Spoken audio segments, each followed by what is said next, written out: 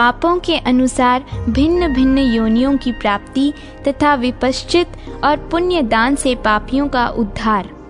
यमदूत कहता है, राजन, पतित से दान लेने पर ब्राह्मण गधे की योनि में जाता है। पतित का यज्ञ कराने वाला द्विज नरक से लौटने पर कीड़ा होता है। अपने गुरु के साथ छल करने पर उसे कुत्ते की योनि में जन्म लेना पड़ता है तथा गुरु की पत्नी और उनके धन को मन ही मन लेने की इच्छा होने पर भी उसे निस्संदेह यही दंड मिलता है। माता पिता का अपमान करने वाला मनुष्य उनके प्रति कटु वचन कहने से मैना की योनि में जन्म लेता है। भाई की स्त्री का अपमान करने वाला कबूतर होता है और उसे पीड़ा देने वाला मनुष्य कछुए की योनि में जन्म लेता है। जो मालिक का अन्न तो खाता है किंतु उसका अभिष्ट साधन नहीं करता, वह मोहाच्छन्न मनुष्य मरने के बाद वानर होता है। धरोहर हड़पने वाला मनुष्य नरक से लौटने पर कीड़ा होता है और दूसरों का दोष देखने वाला पुरुष नरक से निकलकर राक्षस होता है। विश्वासघाती मनुष्य को मछली की योनि में जन्म लेना पड़ता है। जो मनुष्य अज्ञानवश धान, जौ, तिल, उड़द, कुल्थी, सरसों, चना, मटर, कलमी, धान, मूंग, गेहूं, तीसी तथा दूसरे अनाजों की चोरी करता है, वह नेवले के समान बड़े मुंह का चूहा होता है। पराई स्त्री के साथ संभोग करने से मनुष्य भयंकर भेड़िया होता है। उसके बाद क्रमशः कुत्ता, सियार, बगुला, गिद्ध, सांप और कौवे की योनि में जन्म लेता है। जो खोटी बुद्धि वाला पापी मनुष्य अपने भाई की स्त्री के साथ बलात्कार करता है, वह नरक से लौटने पर कोयल होता है। जो पापी काम के अधीन होकर मित्र तथा राजा की पत्नी के साथ सहवास करता है, वह सुअर होता है। यज्ञ, दान और विवाह में विघ्न डालने वाला तथा कन्या का दोबारा दान करने वाला पुरुष कीड़ा होता है। जो देवता, पितर और ब्राह्मणों को दिए बिना ही अन्न भोजन करता है, वह नरक से निकलने पर कौवा होता है। जो पिता के समान पूजनीय बड़े भाई का अपमान करता है, वह नरक से निकलने पर क्रोच पक्षी की योनि में जन्म लेता है। ब्राह्मण की स्त्री के साथ सहवास करने वाला शूद्र भी कीड़े की योनि में जन्म लेता है। यदि उसने ब्राह्मणी के गर्भ से संतान उत्पन्न कर दिया हो तो वह काठ के भीतर रहने वाला कीड़ा होता है। उसके बाद क्रमशः सुअर, कृमि, विष्ठा का कीड़ा और चांडाल होता है। जो नीच मनुष्य अकृतज्ञ एवं कृतज्ञ होता है, वह नरक से निकलने पर कृमि, कीट, पतंग, बिच्छू, मछली, कौवा, कछुआ और चांडाल होता है। शस्त्रहीन पुरुष की हत्या करने वाला मनुष्य गधा होता है। स्त्री और बालकों की हत्या करने वाले का कीड़े की योनि में जन्म होता है। भोजन की चोरी करने से मक्खी की योनि में जाना पड़ता है। उसमें भी जो भोजन के विशेष भेद हैं, उन्हें चुराने के पृथक पृथक फल सुनिए। साधारण अन्न चुराने वाला मनुष्य नरक से छूटने पर बिल्ली की योनि में जन्म लेता है। तिल चूर्ण मिश्रित अन्न का अपहरण करने से मनुष्य को चूहे की योनि में जाना पड़ता है। घी चुराने वाला नेवला होता है। नमक की चोरी करने पर जलकाक की और दही चुराने पर कीड़े की योनि में जन्म लेना होता है। दूध की चोरी करने से बगुले की योनि मिलती है। जो तेल चुराता है वह तेल पीने वाला कीड़ा होता है। मधु चुराने वाला मनुष्य डांस और पुआ चुराने वाला चींटी होता है। हविष्यान्न की चोरी करने वाला बिस्तुइया होता है। लोहा चुराने वाला पापात्मा कौवा होता है। कांसे का अपहरण करने से हारित पक्षी की योनि मिलती है और चांदी का बर्तन चुराने से कबूतर होना पड़ता है। सुवर्ण का पात्र चुराने वाला मनुष्य कीड़े की योनि में जन्म लेता है। रेशमी वस्त्र की चोरी करने पर चकवे की योनि मिलती है तथा रेशम का कीड़ा भी होना पड़ता है।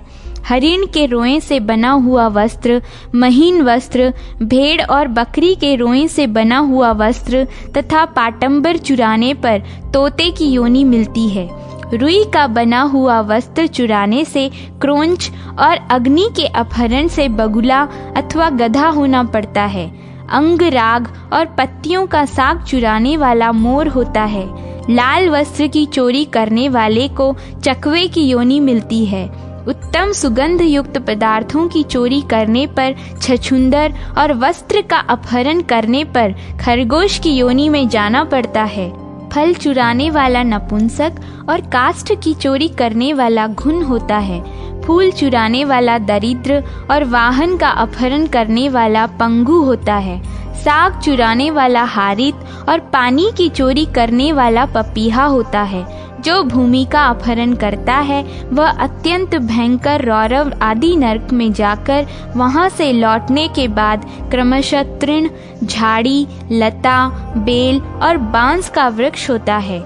फिर थोड़ा सा पाप शेष रहने पर वह मनुष्य की योनि में आता है। जो बैल के अंडकोश का छेदन करता है वह नपुंसक होता है और इसी रूप में 21 जन्म बिताने के पश्चात वह क्रमशः कृमि, कीट, पतंग, पक्षी, जलचर, जीव तथा मृग होता है। इसके बाद बैल का शरीर धारण करने के बाद चांडाल और डोम आदि घृणित योनियों में जन्म लेता है। मनुष्य योनियों में वह पंगु, अंधा, बहरा, कोढ़ी, राजयक्ष्मा से पीड़ित तथा मुख, नेत्र एवं गुदा के रोगों से ग्रस्त रहता है। इतना ही नहीं, उसे मिर्गी का भी रोग होता है तथा वह शूद्र की योनि में भी जन्म लेता है। गाय और सोने की चोरी करने वालों की दुर्गति का भी यही क्रम है। गुरु को दक्षिणा न देकर उनकी विद्या का अपहरण करने वाले छात्र इसी गति को प्राप्त होते हैं।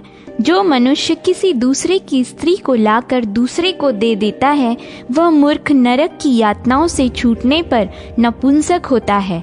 जो मनुष्य अग्नि को प्रज्वलित किए बिना ही उसमें हवन करता है वह अजीर्णता के रोग से पीड़ित एवं मंदाग्नि की बीमारी से युक्त होता है। दूसरे की निंदा करना, कृतघ्नता, दूसरों के गुप्त भेद को खोलना, निष्ठुरता दिखाना, निर्दय होना, पराई स्त्री का सेवन करना, दूसरे का धन हड़प लेना, अपवित्र रहना, देवताओं की निंदा करना, शठता पूर्वक मनुष्यों को ठगना, कंजूसी करना, मनुष्यों के प्राण लेना तथा और भी जितने निषिद्ध कर्म हैं उसमें निरंतर प्रवृत्त रहना, ये सब नरक भोग कर लौटे हुए मनुष्यों की पहचान है। ऐसा जानना चाहिए।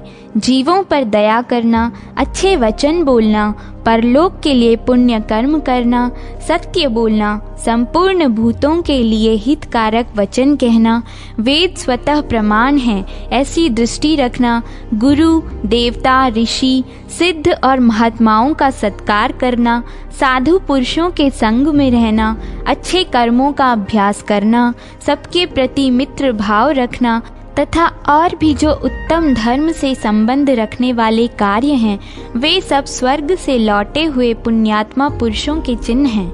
ऐसा विद्वान पुरुषों को समझना चाहिए। राजन, अपने अपने कर्मों का फल भोगने वाले पुण्यात्मा और पापियों से संबंध रखने वाली ये सब बातें मैंने आपको संक्षेप से बताई हैं। अच्छा, अब आइए अन्यत्र चलें। इस समय यहाँ सब कुछ आपने देख लिया है। पुत्र कहता है, पिताजी, तदनंतर राजा विपश्चित यमदूत को आगे करके वहां से जाने को उद्यत हुए। यह देख यातना में पड़े हुए सभी मनुष्यों ने चिल्लाकर कहा, महाराज, हम पर कृपा कीजिए, 2 घड़ी और ठहर जाइए।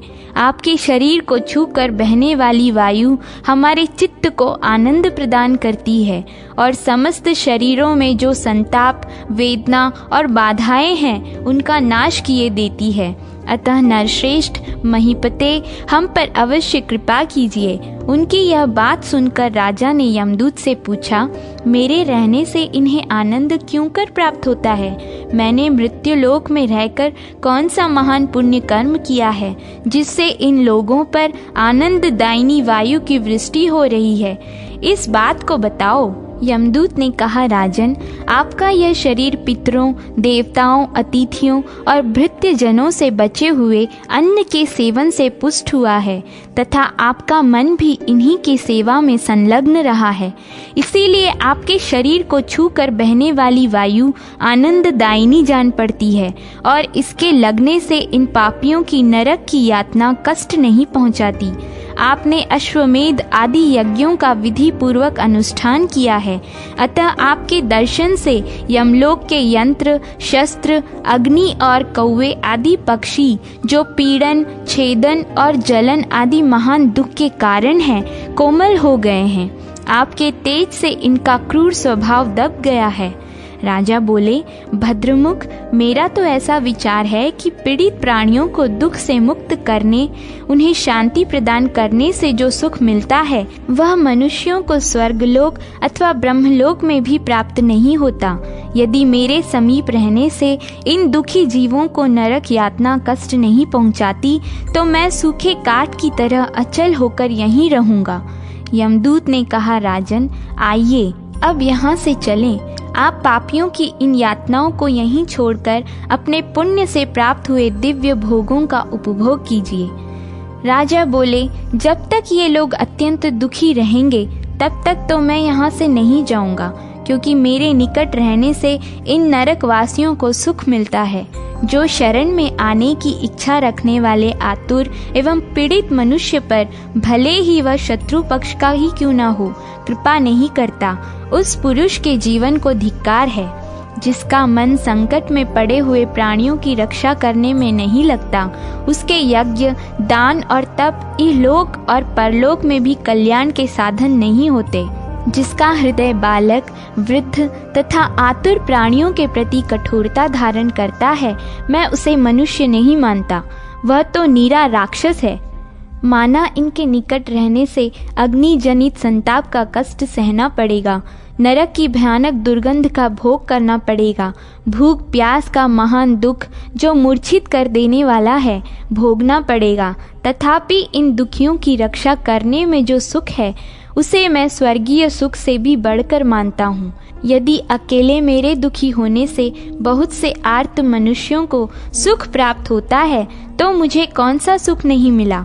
इसलिए दूत, अब तुम शीघ्र लौट जाओ, मैं यहीं रहूंगा। यमदूत ने कहा, महाराज, ये धर्मराज और इंद्र आपको लेने के लिए आए हैं, यहाँ से आपको अवश्य जाना है, अतः चले चलिए। धर्मराज बोले, राजन, तुमने मेरी भली भांति उपासना की है, अतः मैं तुम्हें स्वर्गलोक में ले चलता हूँ। इस विमान पर चढ़कर चलो, विलंब न करो।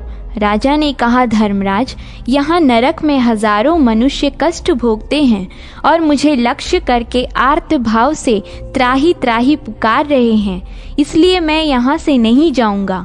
देवराज इंद्र और धर्म, यदि आप दोनों जानते हो कि मेरा पुण्य कितना है तो उसे बताने की कृपा करें।